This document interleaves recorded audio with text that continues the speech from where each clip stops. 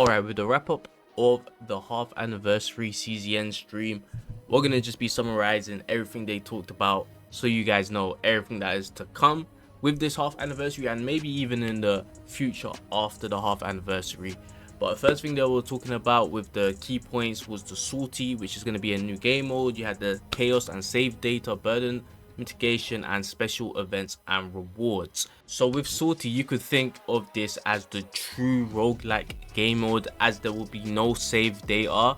So it's going to be a harder version of Chaos 2. I believe the difficulty is going to actually be raised in this game mode, and yeah, when playing through this game mode, you're just trying to make your characters as strong as possible, get all the good buffs, all the good fates that you can, and just see if you can beat the Salty game mode. As I said, it's going to be a true roguelike. There's no save data, so you're really just playing through it.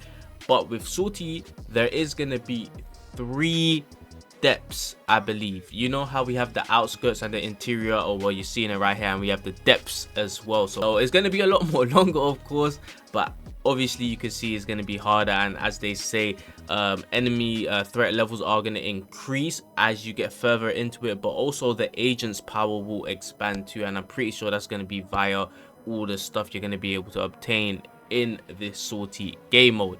When you start the operation, it's only going to be 1 combatant, and as you go, you're going to be able to get more combatants, and as you guys can see, you could have a party of 4. But I believe there's going to be certain stipulations when you have a party of 4. As you can see here, they talk about with 4 starting cards and a random epiphany card. That's going to be one of the combatants. The third combatant will pair with a modified deck, such as having all basic cards removed or certain cards duplicated. Then moving on, the 4th and final combatant will join the party in a slightly different way, where I believe you're going to be able to only use 2 of their cards, but I believe it will be 2 of their cards that are like really good. And as you can see, Sereno's actually level 62, it seems too. Now here we get into them explaining about the difficulty of the Salty game mode. So new subspecies monsters with special effects. So in hardcore mode, unlike normal mode, the moment HP reaches 0, you will immediately become okay, so you're just dead. No link break, no extra turns. Once it hits 0, you're out of there. So yeah, it might be you might have to bring a healer in this one, it seems. Healer, shield, or whatever. And as they go in, they're just explaining why they made this Salty game mode. Obviously, it was to get the true roguelike feeling for this game, for the card game, of course. Because, you know, Chaos didn't, it felt a bit roguelike, but obviously you was farming for specific decks, so the roguelike feeling kind of went away. But with this, yeah, and as you can see, also 5 difficulty levels, including hell mode. So it's kind of like those bosses we get at the seasons, where you're allowed to, you know, choose all these things to make it a lot more harder. As you can see, you could go 30 out of 30 on hell mode. Then it seems like you could still trigger this button up here to make it hardcore mode, so I'm guessing that just makes it even more super difficult. But yeah, you must be able to get some really good rewards. So it seems like new players could use characters they don't have as well, which could be pretty cool. And playing through this Salty game mode, you're going to be able to choose various fates. As I said, I'm pretty sure there's going to be a lot of ways to become stronger in this Salty game mode, since it's going to be roguelike and super hard. Each time you defeat an elite monster, you could obtain even more powerful rare fates. And I believe this here was like a new animation for an epiphany look. So I don't know if that means there's going to be like a new godlike epiphany or something, but maybe in this game mode there is. You acquire a new currency called Black Mass. You can purchase various items that allow save data editing. Ooh, wait, hold up. There are various currencies prepared that you can use for duplicate, remove, or even divine epiphany. Yo, hold up. So I do love the fact that this game mode is definitely 100% worth doing. You know, it's going to be fun, challenging, but it's also super worth doing too, because it's going to make your save data a lot more easier too. So I think Salty, I think they cooked with that, man. That was a W game mode for sure. So yeah, they ended up talking about Chaos, but I kind of just skipped over it because I kind of knew what they were going to talk about already. So basically, to be fair, everything's pretty much here, right?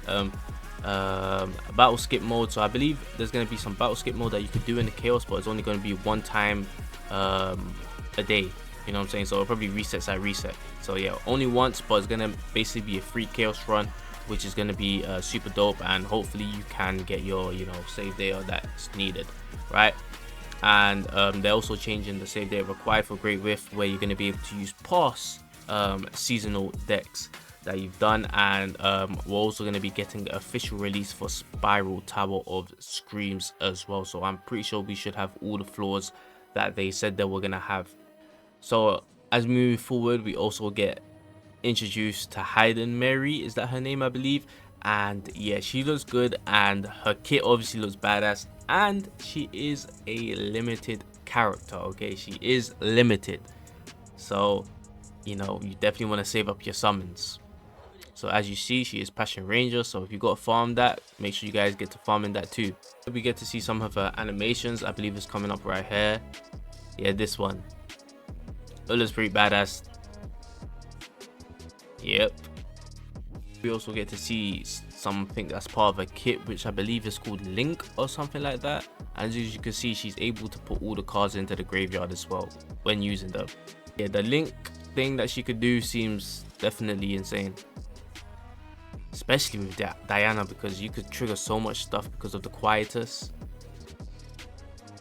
Yeah, she I don't even want to say Diana's a must summon, but they're gonna be insane together. And I believe this is also going to be her partner. And hey, take a look at her partner, man. Yo. Yeah. We're definitely getting this partner for sure. And we also get introduced to this character, Adaheld. I don't know how to pronounce her name, but this was a 4-star that was kind of leaked a long time ago. But it seems like that she's finally going to be coming out. I don't know if she's going to be coming out with Hayden Mary's banner or the next character after Hayden Mary. We do get to see Tenebria as well, and she's obviously going to be a character that's coming out too after Hayden Mary, it seems. We didn't get any information about the other person that was with her, the blue hair chick. We don't know if she's going to be a partner or if she's going to be a character as well that comes out, but we're gonna have to wait and see. With season 3, new divines, new chaos of course, world, and new seasonal power cards as well will be finally completed through the Theater of Illusions. So yeah, man, new looks, definitely exciting, and it seems like they might have did a bit more with it as well, which I'm happy about. At the start of the season, the half anniversary commences. SS Identity Patrol Operation event will be held. A special minigame will be available. You can directly experience a performance. Okay.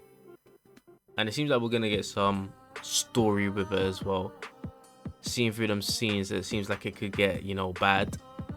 And I hope it stays dark as well.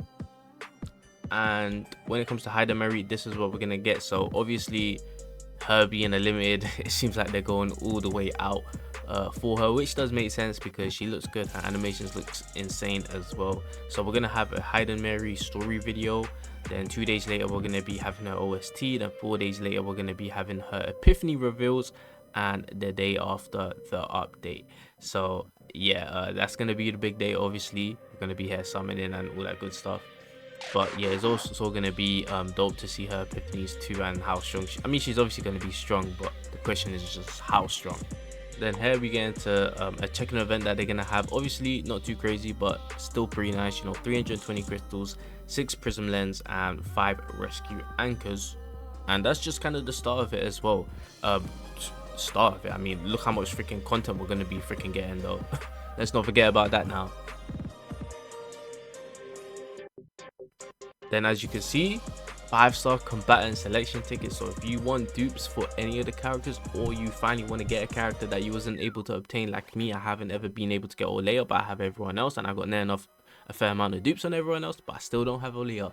Now I'm going to be able to get her. Then with the 5-star partner selection ticket, you can obviously choose a partner that probably goes with one of the characters you really like, or whoever, you know what I'm saying? So pretty dope that they're doing that. I'm happy they're doing that. This is going to be good for day 1 players, people that's been playing the game, and obviously newer players as well are going to be able to get, you know, combatants that they want straight away.